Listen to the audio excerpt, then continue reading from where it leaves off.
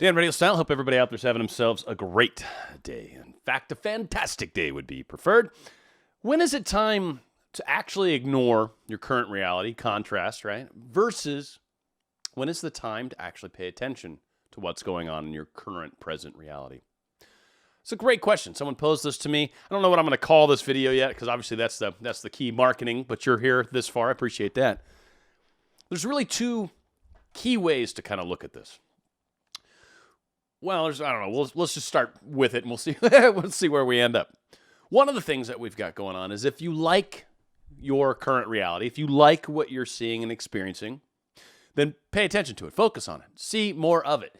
Again, this is a focus-based universe, so whatever it is that you put your attention towards is what you're going to see more of. So if you like what's going on in your current reality, then by all means, continue to focus on it, continue to think of those same similar kinds of things, and see if you can, kind of create more of that. Continue that walk down that same road. Continue that momentum that you've got going.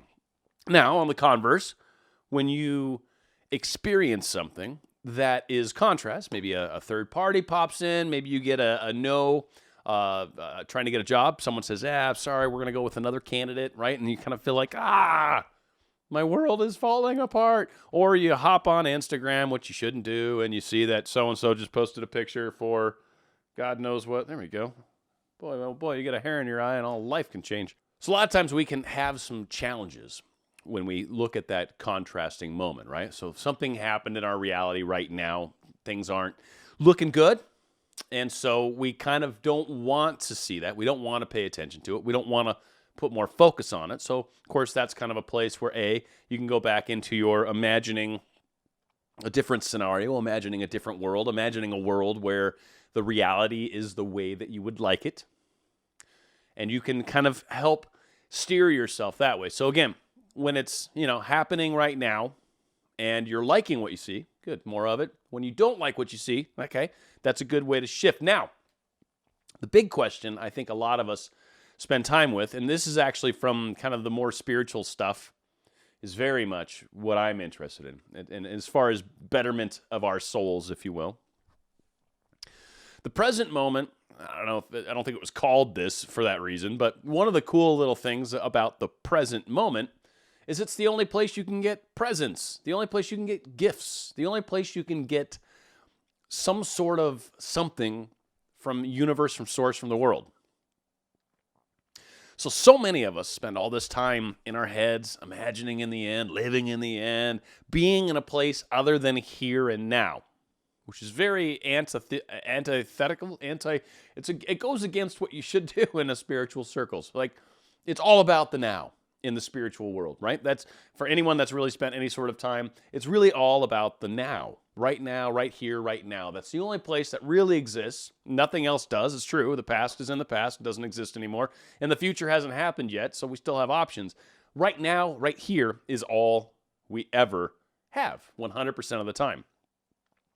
One of the greatest things about right here, right now, is this is where we can experience things. This is where we can receive our signs, our symbols, our gifts, our discussions, our manifestations.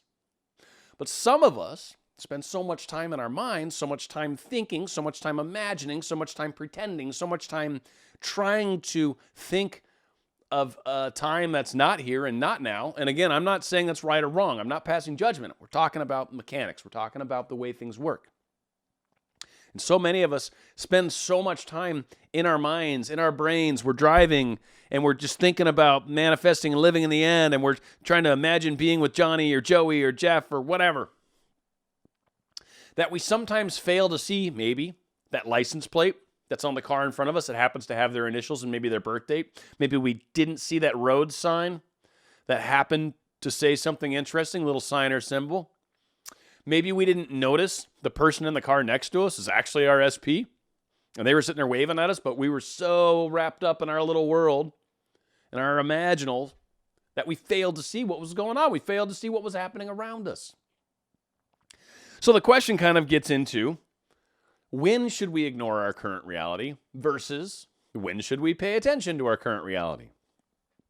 Honestly, I think a majority of our time should be being focused and present in the moment. being as authentic as we can be, being present in the moment, being the best version of we or who we are at every given time. That really, spending more time in the now, you will actually find some really cool things start to happen. You start seeing a lot more signs and symbols. You start seeing how the universe interacts with us, how what I was just thinking about yesterday, I'm actually experiencing little snippets of, or something that popped into my head 3 days ago, and all of a sudden I'm driving by a storefront that's got a sale sign up for that thing. Or maybe I'm heading by someplace, I'm like, oh shoot, I took a wrong turn, let's go over here, and boom, end up at a place a little bit later, and all of a sudden I'm sitting there talking to someone I haven't seen in a long time. In fact, that happened to me over the weekend. That was kind of a cool thing, in fact, because it was one of the guys I do voiceover work for. And he's like, oh my God, I got all this stuff in the pipeline. I've literally got bids out. And he's like, it's not just talking to people. He says, I've literally got bids out. So there's some great voiceover work in my pipeline right now because of this gentleman. And I bumped into him just kind of randomly. I was at the coffee shop at a different time than I normally would and just kind of overslept that morning. And the way things played out worked out perfectly. So again, I could have sat there and stayed in my car and focused on imagining on doing more voiceover work or imagining being with someone or whatever, or I can spend more time imagining my dream home or my studio or whatever. Or I could spend the time I do spend focused on those things, you know, a few minutes here, a few minutes there. I mean, as Goddard's talk about, once you've seen it in your head, it's there. Now, I know a lot of people kind of keep doing the imaginal scenes. It's their way of feeling like they're putting power towards it. And I, for the most part, don't disagree. I mean, the more energy you put towards the focus-based universe, right? So the more you focus on something, the more you're going to get of that something. One of the concerns with being caught up inside our own minds and heads and not really paying attention is we miss a lot of the interactions. We miss those places where we were supposed to interact with someone, where our manifestation brought us close to them and we didn't talk. Or maybe we were so focused on what we'd like to experience that we fail to see what's right in front of us. So spending gobs of time working on manifesting and imagining and all this stuff, and we start to take away from the time spent enjoying life. And I frequently talked about when you're going to manifest, one of the most important things is to enjoy the journey. So many people get into this stuff because of a desperation to have something that they currently see a lack of in their life. A lot of times it's relationships. A lot of times it's a specific person, and usually a breakup. A lot of times there's a breakup and it hurts, and we've got this null and void, if you will, inside our hearts, and we're desperately trying to fill that void. Coming at it from that angle is sort of missing the point, unfortunately, in a lot of cases. But needless to say, it's why so many people are so intent. I must make this happen. I must make this happen. I've got to get them back. I've got to do this. I've got to do that.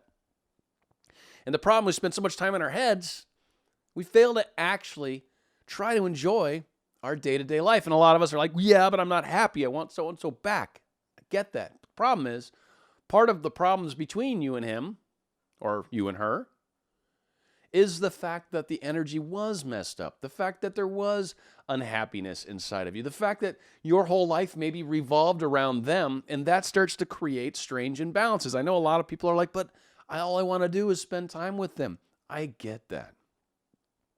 But what you also want is a life of your own, and you want to enjoy your life, and then you share it with another individual. And sometimes when we get our motives all out of jumble, we spend way more time in our minds thinking about things that aren't happening right now, and less time actually living life, paying attention to what's happening, interacting with people, making things happen, the doing part. I talked about what you think, what you say, and what you do is how we manifest. Thinking is the least powerful form of manifestation mojo. Speaking is the middle one, and doing is the most powerful thing you can do. So a lot of times doing, be it you're making room in your closet, we've talked about that, you're cleaning out your room, you're cleaning under your bed, you're making a drawer open so they got room, maybe you're cleaning out the garage so there's room to park her car too, or whatever. So a lot of us are focused on that. Yeah, that's great. But on top of that, there's the interactions, there's the talking, there's the things that go on now, there's the fact that I walked outside and I saw a hummingbird that was just right there, and it was like, and then it buzzed off. It's like, oh my God, that was so cool. It just sat there right in front of me and hovered in front of my face for like 5 seconds and then took off. It was just kind of like, hey, what's up? Yeah, see ya. When you're paying attention to what's going on, you see a lot of those experiences. So again, put your 5 minutes, 10 minutes, 15 minutes in at the end of the day. Understand that what you think of, per what Goddard talks about, and I totally agree with him, you put the time in, you think about it, and then you kind of let go. Someone just made a comment yesterday in one of my videos where the power of, and it's not the letting go from the Goddard sense as much as I think about it, and then I just don't worry about it anymore. Like, I know it's already on its way. I don't think about it. I don't think about it at all. It's like, okay, cool. That's going to happen. Sweet. All right, anyway, so I'm driving now, and I'm thinking about what I got to do for work or whatever. I've already put my effort towards this thing. I've already started the ball rolling. I'm open to it, so if something pops up in my reality, I will react. Maybe it's Maybe I'm trying to get into another area with voiceover work. Maybe there's another person I'm trying to contact, right? So that's my thing, and I thought about it. I'm like, yeah, it'd be nice to have another person that I'm doing voiceover work for. Okay, cool. That's going to happen. Kind of just imagine doing more voiceover work, having maybe another MP3 that I'm loading up to my Dropbox or whatever, right? Got that, and then I'm done. I let it go. And then what's going to happen, like a week or 2 or 3 or 4 or whatever, whenever it happens, I'm going to bump into someone, or I'm going to have a conversation with maybe one of the voiceover people I already know, and they're going to be like, hey, I got this friend that's doing voiceover work or doing video work, videography stuff. Wondering if you would do some voiceover work for them, or someone just put together, they do weddings and they like to have a little underlay or something, whatever. So all of a sudden, I'm open to these things, and then all of a sudden, someone pops up in my life and starts talking about these things or mentioning how they know somebody, or, oh yeah, this is what I'm into. I'm like, well, hey, if you ever need anyone, let me know. Let me grab one of my cards from the car, right? Let me give you one of my business cards. So it's one of those things where I think about it, I spend the few minutes, and then I let it go. And that's really what the lady's comment was, is every time she does that, she notices that she gets it. And I feel like one of the problems is so many of us want it so badly. Again, that separates us from it. Just right off the bat, we want it so badly that creates a separation. It's something that we want, and it's painful so, right? It hurts or whatever. We so love them. We just want them so bad. But a lot of the times we create this distance between us and them because of that. Rather than like, I love you, I want to be with you, I think of you all the time, and I'm looking forward to being able to hug you again. I'm looking forward to talking to you face to face. I'm looking forward to having dinner. I remember when we didn't have dinner ever. I remember when we used to not talk. I remember, right? I love that phrase. I love that technique, by the way, the I remember technique, or remember when, or whichever. Same thing. But you can do whatever techniques you want, and then once you've got that done, live life. Spend time in the now. That's where the stuff's going to show up. And again, if you don't like what you see, it's fine. It's contrast. It's okay. Go back to focusing on what you would like to experience. Let it be contrast. Did you manifest contrast just in the sake of contrast? Sure. Are you potentially thinking negative things and so you manifested that? Possibly. So thinking more negative things is not going to help that situation either, right? So no matter what, if contrast pops into your life, all right, well, that's definitely more of what I don't want. So let's go ahead and think about what I do want. So you put a little more imaginal juice towards that, get back to living life, you start to notice, yeah, things are starting to play out the way I want to. Present moment is where all of the good stuff happens. I recommend you spend as much time there as you can. Living in the end, again, it's important, but should you be doing it all day long? No, you're probably missing a lot of things. A lot of things. If all day long all you're doing is living in the end. Because what that means is this manifestation matters more than anything else in your life. Again, separation. You're instantly separating yourself from something. It's not natural anymore. Now it's this weird, unnatural thing that's so important that until I get it, nothing else matters. Well, now you're not living life. Now you're totally missing the whole point of life in general. Life is too short to put completely on hold while you wait for some manifestation to occur. That's silly. So we've really got to look at the balance of what we're asking from the universe, what we expect back, and enjoying the journey. The journey. It is the best part.